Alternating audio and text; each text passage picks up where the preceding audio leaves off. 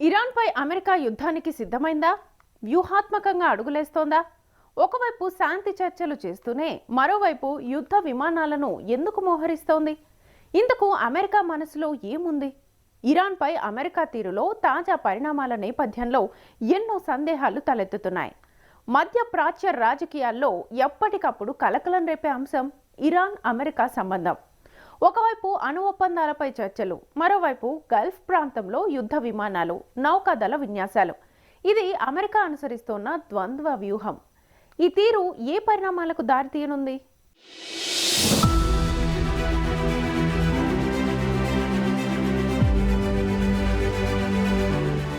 ప్రపంచానికి తానే పెద్దన్న అని తన పెత్తనమే సాగుతుందన్న అహం అగ్రరాజ్యం అమెరికాకు ఉందనడంలో ఎలాంటి సందేహం లేదు. అందుకు తగ్గట్టుగానే ప్రపంచ వాణిజ్యాన్ని అమెరికా డాలర్ శాసిస్తోంది.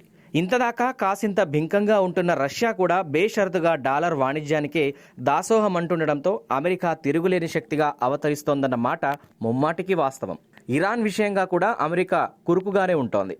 ఆ దేశంలో అశాంతి చెలరేగినా నిరసనకారుల పేరిట దేశ అస్థిరతకు దారులు వేసిన అమెరికా అధ్యక్షుడు ట్రంప్కు అదేం పట్టదు. పైగా అక్కడ మారణహోమం జరుగుతోందని వేలాది మంది ప్రజల్ని నిరసనకారులంటూ హతమార్చడం సరికాదని ట్రంప్ అగ్రహోద్రుడయ్యాడు. ఆ దేశాధ్యక్షుడు ఖమేనీకి అల్టిమేటం జారీ చేశారు.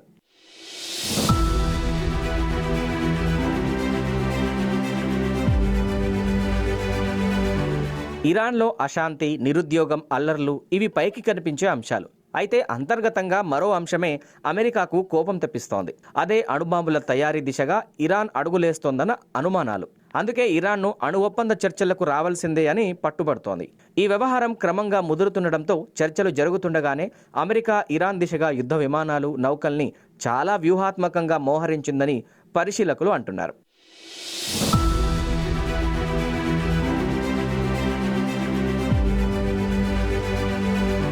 అమెరికా అనుసరిస్తున్న ఈ ద్వంద్వ విధానం వెనుక రాజకీయ భద్రత, వ్యూహాత్మక కోణాలున్నాయని చెప్పక తప్పదు. ఇరాన్ అణు కార్యక్రమం గత దశాబ్దాలుగా అంతర్జాతీయ ఆందోళనకు కేంద్ర బిందువుగా ఉంటోంది.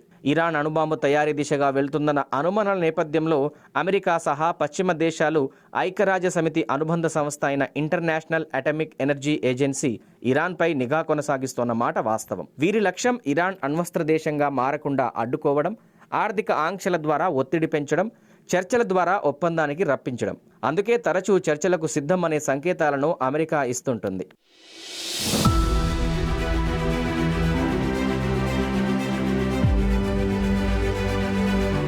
మేము చర్చలకు ఎప్పుడూ సిద్ధం, కానీ అవసరమైతే యుద్ధానికి కూడా సిద్ధమే అనే అమెరికా ప్రత్యక్షంగా పరోక్షంగా హెచ్చరిస్తోంది. దీన్నే డిటరెన్స్ స్ట్రాటజీ అంటే భయపెట్టి ఎదుటివారు వెనక్కు తగ్గేలా చేయడం అంటారు. అందుకే అమెరికా ఒకవైపు దౌత్యం కొనసాగిస్తూనే మరోవైపు సైనిక ప్రదర్శనకు దిగుతోంది. స్విట్జర్లాండ్లోని జెనీవా వేదికగా అమెరికా, ఇరాన్ల రెండో దఫా మధ్య పరోక్ష అణు ఒప్పందాలు చర్చలు జరిగాయి. ఇరు దేశాలు ముఖ్య మార్గదర్శకాలపై కనీస అవగాహనకు వచ్చాయని ఇరాన్ విదేశాంగ మంత్రి అబ్బాస్ అరాగ్బీ తెలిపారు.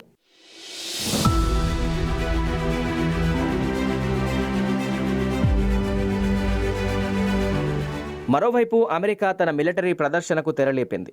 ఇరాన్ సమీపంలోని USS Gerald R Ford, USS Abraham Lincoln వంటి యుద్ధ విమానాలను పంపింది.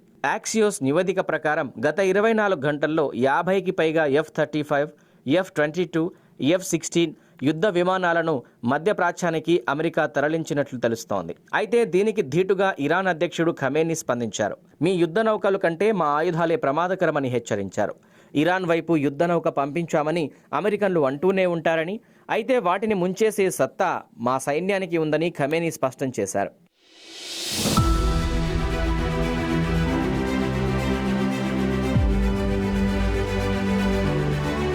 ఇంతకు ఇరాన్ అమెరికా వ్యవహారం ముగుస్తుందా, లేదా రావణ కాష్టంలా కొనసాగుతూనే ఉంటుందా? అయినా మరో దేశంలో ఆధిపత్యం ప్రదర్శించే దుస్సాహసాన్నే దౌత్యమని అమెరికా భ్రమిస్తోందా? అమెరికా ముందు ఇరాన్ చిన్న దేశమే అయినా తెగిస్తే ప్రమాదాలు జరగవా? అది అమెరికా సమాజానికి నష్టం కాదా? గత అనుభవాలను అమెరికా విస్మరించిందా?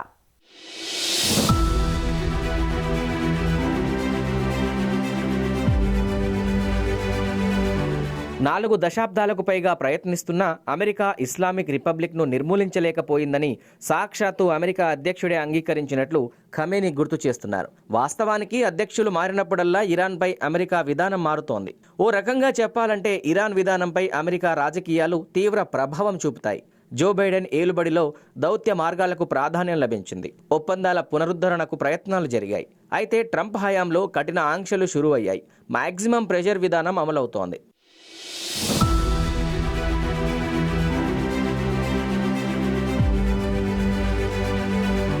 అయితే ఇరాన్ ఒంటరి కాదన్న విషయం గుర్తెరగాలి. అదో ప్రాంతీయ శక్తి.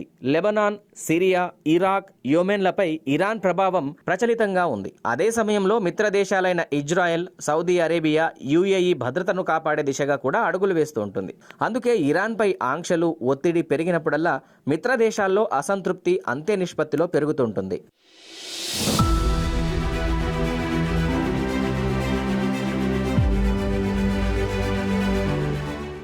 ఇరాన్ విషయంగా అమెరికా ద్వంద్వ వ్యూహాన్ని అవలంబిస్తోంది. ఒకవైపు దౌత్యానికి ప్రయత్నిస్తుండడం, ప్రపంచం ముందు శాంతి దూతగా తనను తాను ప్రదర్శించుకోవడం, మరోవైపు సైనిక బలంలో నియంత్రించడం, ఆర్థిక ఆంక్షలు విధిస్తూ ఇరాన్పై ఒత్తిడి పెంచడం.